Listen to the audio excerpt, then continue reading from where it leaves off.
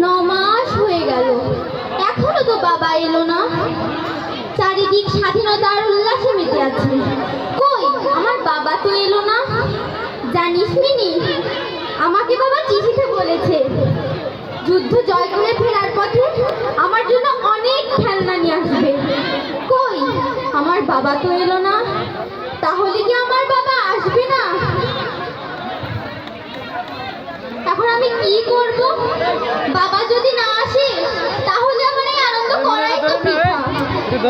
ধুর ভুলি, কি ভাবছিস? দেখিস তোর বাবা আসবে। এ কি,